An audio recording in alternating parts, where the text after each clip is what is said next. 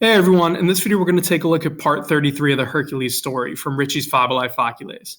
Now this part is called Hercules and Cacus, and we're still talking about the 10th labor. Hercules has got the oxen of Geryon. Remember, he crossed back over the Alps into Italy. He was resting and they got stolen. He tried to find them, but he couldn't figure it out. Now we've gotten to the point where he's actually going to confront Cacus, this monster who breathes fire, who has the oxen in a cave, okay?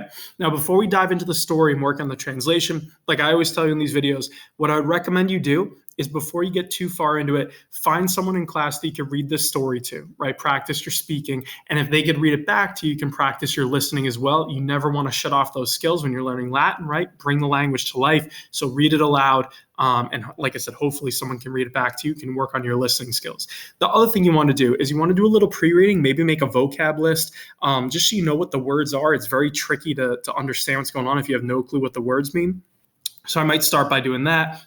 You can find them in different commentaries or make one on your own, just any word that you think you need help with. Then what you want to do is when you read the story, use the read and reread method. I know it sounds repetitive, but it works. So read through the story once, write down any problem areas you have, vocab, grammar, whatever it is, then go and look those things up. So if it's vocab, it's pretty easy. Just find a dictionary and figure out what the word means. If it's grammar, you might have a little bit more trouble figuring that out. But again, if you have a textbook, you can probably get pretty close, or look up a commentary, like I said, and you can figure it out as well. Then you want to go back and reread the story as many times as you need to until you can read it all the way through, understand it, without needing any help from a grammar or a dictionary. Okay, that's how you know that you're on the right track.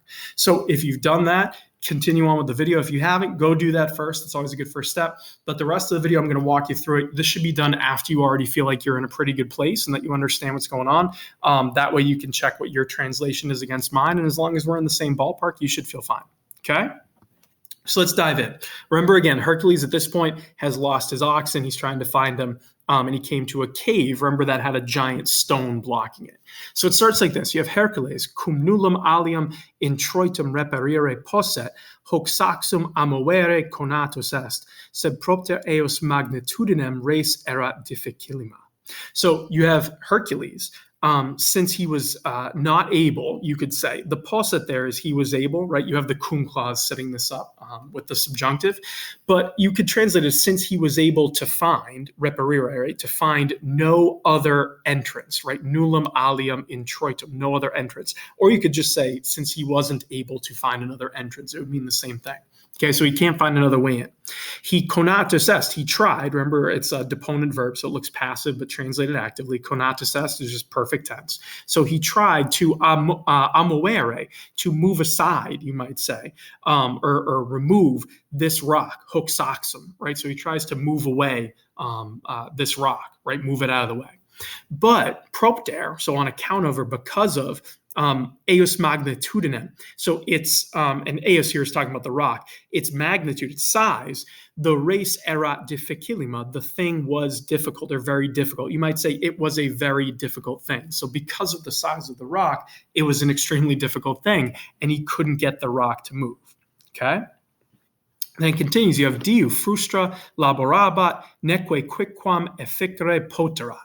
So for a long time, Diu, he was working, laborabat, but he was working frustra in vain, right? He's not able to actually move it, so he's just working in vain. And he poterat, he was able, neque, he was not able, right, to efficere, to achieve or accomplish, you might say, maybe achieve is a good way to do it, quidquam, anything, right? So he wasn't able to actually do anything, right, accomplish anything. Tandem tamen, magno conatu saxum amovet et speluncam patefecit. So finally, or at last, finally, right, tandem tamen, so however, finally, with a magno conatu, with a great effort, you might say, he amoet, he moved away the saxum, the rock, right? There's a direct object. So he moved away the rock, and he patefecit, he opened or laid open, you might say, the speluncam, the cave, right? So he opened up the cave, right? So he finally is able to get this rock out of the way, okay? Then you have ibi amisos boes, magno cum gaudio conspexit. So there, right, or you might even say then or there, I guess probably works, right? Meaning in the cave, he conspexit, he caught sight of the amisos boes, the missing oxen, right? So literally it's the oxen having been missing, right? Or having been lost, okay? So he found his lost oxen. And he caught sight of them magno cum gaudio, with great joy, right? So he's so happy that he found the missing oxen. Sed cacum ipsem vix cernere potuit, quod spelunca repleta erat fumo, quem ille more suo evo mebad. There we go. So so he sees the oxen, but potuit cernere, he was able to discern, to make out, you might say. Wix, barely. He was barely able to make out Cacus himself, right? Cacum ipsum. So he was barely able to make out Cacus himself, the monster, because, right, why can't he see this monster? Because the spelunca, the cave, repleta erat, had been filled with smoke, fumo, right, with smoke. Remember, Cacus is like a fire-breathing monster. So it had been filled with smoke, which quem, right, which ille, that one, he, meaning Cacus, right, he ewo mebad, he was vomiting, is really what it means. He was spitting up, right, wo mebad. He was vomiting out more suo, in his own manner, in his own way, right, in his own custom. So remember, Cacus is this fire-breathing monster, so he's spitting out a bunch of flames and smoke. So when Herc opens up the cave, he can barely see Cacus in there. He just sees his oxen, which he grabs, and he can't really see much else because of the smoke.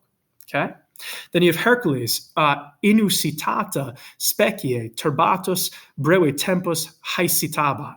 So Hercules, right, turbatus, having been disturbed, you might say, by the inusitata specie, by the unusual appearance, right, meaning this kind of weird monster thing he found. So breve tempus, for a short time, he haesitabat, he was like hesitating, right? So he hesitated, he doesn't know what to do.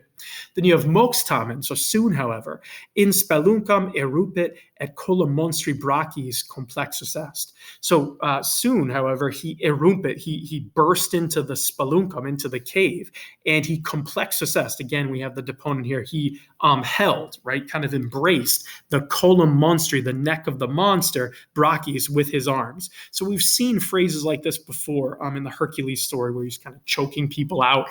The Nemean lion comes to mind, where he holds it in an embrace. The neck of the monster, we've seen this again with the Hydra story. So this is a phrase we've kind of seen before. But again, Herc, of course, he goes right for choking Cacus out, right? He wants to choke it to death. Okay. Then you have with this, you have ille etsi multum repugnavit, nulla modo se liberare potuit, et cum nulla facultas respirandi daretur mox exanimatus est. So ille, he, meaning Cacus, right? Although etsi, so although he repugnavit, he resisted multum, much, right? A lot. In no way, nulla modo, so in no way was he able, right, potuit, to se liberare, to free himself.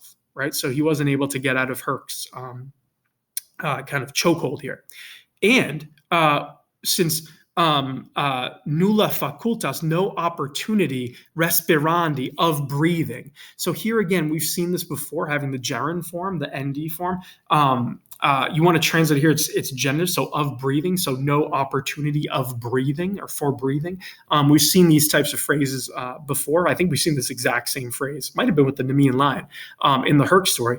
But since no opportunity for breathing or of breathing was given, right, is given to him soon, and it's talking about Cacus here, soon, ex animatus est, soon he died. Right, he literally departed from life. Okay, so he died. Right, so Herc kills Cacus. This is where we kind of wrap up the story, and Herc is finally able to kind of kill the monster and retrieve his missing oxen.